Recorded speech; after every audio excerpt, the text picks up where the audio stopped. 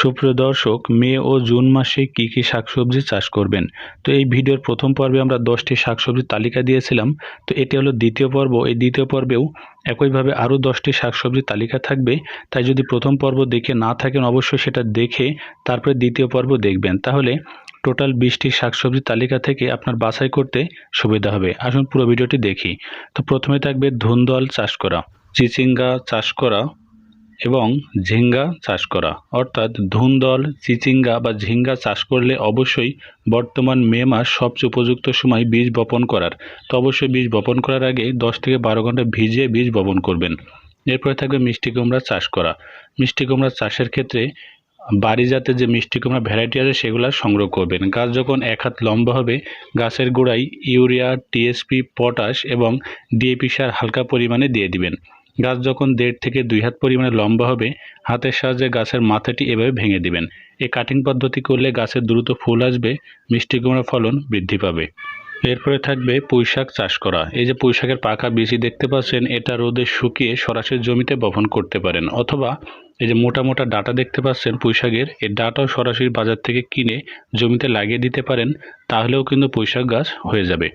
এরপরে থাকবে বেগুন চাষ করা। বেগুনের ভিতরে সরকারি বাড়ি জাতের হাইব্রিড বীজ অথবা নয়নতারা, তারাপুরি বা ইয়েরো জাতের বেগুনের বীজ সংগ্রহ করে পাতা দিতে পারেন এবং পর্যাপ্ত ফলনের জন্য প্রত্যেকটা গাছের মাথা কেটে দিবেন, তাহলে দ্রুত ফুল ফল আসতে শুরু করবে।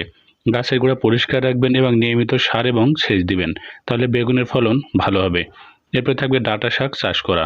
যদি আপনার জমির পরিমাণ কম হয়, তাহলে অবশ্যই মে এবং জুন মাসে গ্রীষ্মকালীন শাক হিসাবে অবশ্যই ডাঁটা পালন করতে পারেন। ডাঁটাতে খরচ কম, জমি কম লাগে, বাজারে বেশ ভালো বিক্রি হয়। এই ডাঁটা শাক অবশ্যই চাষ করবেন। এরপরে থাকবে মে এবং জুন মাসে লাভজনক, খুবই লাভজনক একটা ফসল হচ্ছে, সেটা হলো ভেন্ডি বা ঢেঁড়স। গ্রীষ্মকালীন গরম সময়ে ভেন্ডি বা ঢেঁড়সের বাজারে প্রচুর চাহিদা থাকে। বাজার থেকে বীজ কিনে 5 থেকে 6 ঘন্টা পানিতে ভিজিয়ে তারপরে জমিতে বপন করবেন। এটা প্রতিদিন তোলা যায়, প্রতিদিন বিক্রি করা যায়। এরপরে থাকবে গাজর। তো আপনাদের জমির পরিমাণ কম থাকে, তাহলে অবশ্যই গাজরকে তালিকায় রাখতে পারেন। তো গাজর চাষের বড় সমস্যা হলো এর বীজ আবার সব জায়গায় পাওয়া যায় না, অবশ্যই সংগ্রহ করে লাগাতে পারেন। এরপরে থাকবে বিটরুট। বর্তমান বাজারে আয়ুর্বেদিক ঔষধ হিসেবে বিটরুটের ব্যাপক চাহিদা আছে। তাই যদি বিটরুট চাষ করতে পারেন, তাহলে বেশ একটা লাভ করতে পারবেন অল্প জমি থেকেই। তো এরপরে থাকবে মরিচ চাষ করা। মরিচ চাষের ক্ষেত্রে যমুনা জাতের মরিচ চাষ করতে পারেন। তো দেখতে পাচ্ছেন গাছে প্রচুর পরিমাণে মরিচ ধরেছে। এটা হলো মে এবং জুন মাসের উপযুক্ত চাষের একটা লাভজনক ফসল। গাছ বড় হলে শক্ত লাঠি পুঁতে গাছটি বেঁধে দিবেন এবং গাছে পর্যাপ্ত পানি দেওয়ার চেষ্টা করবেন, পাতাগুলো কোঁকড়াবে না। এরপরে থাকবে করলা চাষ করা। করলা খেতে তেতে হলেও বাজারে রয়েছে ব্যাপক চাহিদা। বিশেষ করে মে এবং জুন মাসে গরমের সময় ব্যাপক চাহিদা আছে। তবে এই সময় গাছে প্রচুর পোকা লাগে। পোকাকে দূর করার জন্য অবশ্যই মাঝে মাঝে পোকাকে দমন করার জন্য ছত্রাকনাশক স্প্রে করতে পারেন, তাহলে সমস্যা হবে না। অফ সিজনে বেশি টাকা আয় করতে হয়, তাহলে অবশ্যই চাল কুমড়া চাষ করতে হয়।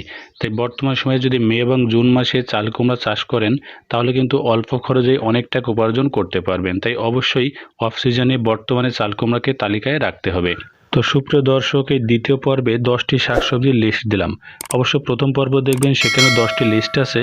তো 2 পর্ব মিলে মোট 20টি সবজির তালিকা আছে। এখান থেকে বাছাই করে আপনার পছন্দের সবজিটি আপনার জমিতে চাষ করুন।